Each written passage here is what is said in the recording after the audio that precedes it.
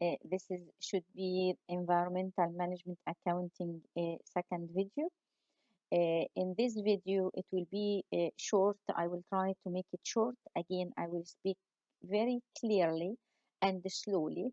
I am repeating myself here. The main point, specifically this year was online, and even without online, I prefer my students just to remember all their life what they have learned in this course. Even if they can explain what they have learned in 5 minutes, this is all what you really need just for if you enjoy it, if you understand it fully, you will be able to explain it to anyone.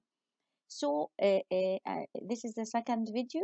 I'm going with for the second video, I'm going just to cover the environmental management accounting in video 2, and we are going just to cover the all the environmental cost categories. It's very similar to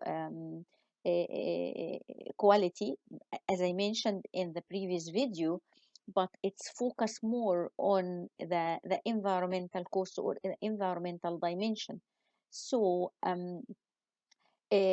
we still covering the environmental cost model, and according to the module outline, as you can see, we covered in the first video, I covered eco-efficiency concept. In this video, I'm covering classification of environmental costs. So, what is the classification of environmental costs? There are a variety of classifications. I will explain them to you all. So, for example, can be categorized in several ways, in many ways. Might be private environmental cost, social environmental cost, visible environmental cost, or hidden environmental cost. Private, these are borne by the company or by individual inside the company. Social, it's by everyone, by us.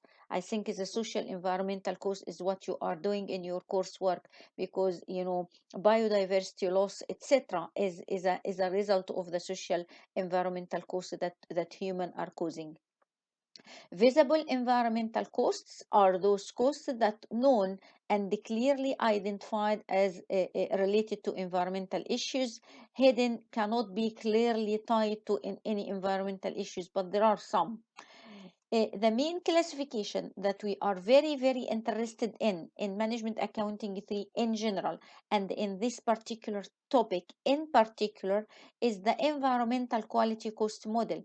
In the quality model, or in the quality topic, we have learned how to prepare a quality cost report or a quality cost model. In this topic, we are going to learn how to prepare environmental quality cost report or environmental quality cost model. I am raising the same question again. What does it mean, environmental cost? What does this mean? These are the costs that incurred because poor environmental quality happened or occurred. Poor environmental quality exists or may exist, and this is why what we mean by environmental costs. You might ask a question: why companies are very interested in environmental costs? Why they wanted to measure environmental costs? Because nowadays, specifically, I think I keep saying this every year, but this year specifically with COVID, and with its there is an evidence that's related to the environment and biodiversity loss, and all how human and how businesses harm the environment, and this is caused serious issues related to human.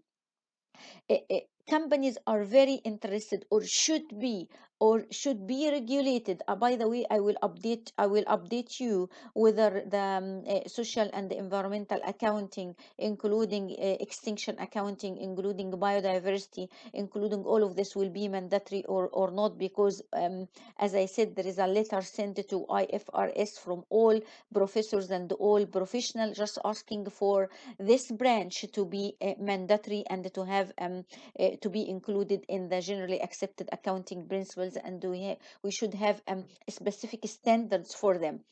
I will update you on that. But why firms are interested in environmental costs or environmental accounting?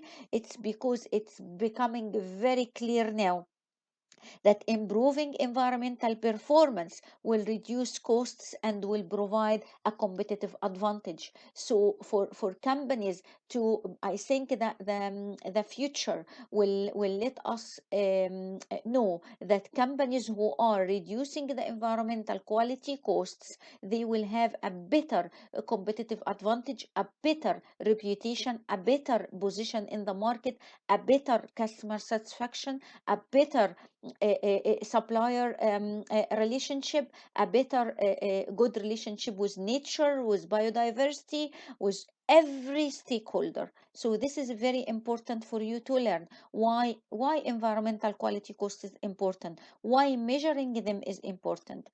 And then this will go again to let you know the classification of environmental costs. It's exactly the same as the classification of the quality cost. But for quality, we classify the classification into prevention, appraisal, internal and external failure. However, in environmental, because it's something related to the environment, we are classifying them into prevention, detection, internal failure, and external failure.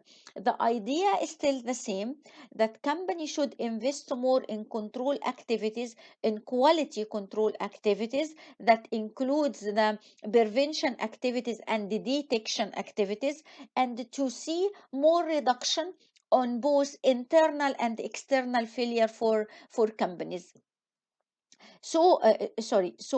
Examples of prevention activities, if you look at any company, you will find evaluating and selecting suppliers, evaluating and selecting pollution control, designing processes, designing products, carrying on environmental studies, auditing environmental risk. The most important one is this one, developing environmental management, recycling, obtaining ISO 14001 certification. It's a fashion. Every single company, they just promote that we have got obtaining ISO 14001, because this is an evidence of environmental quality. So obtaining ISO 14001 is one of the prevention activities.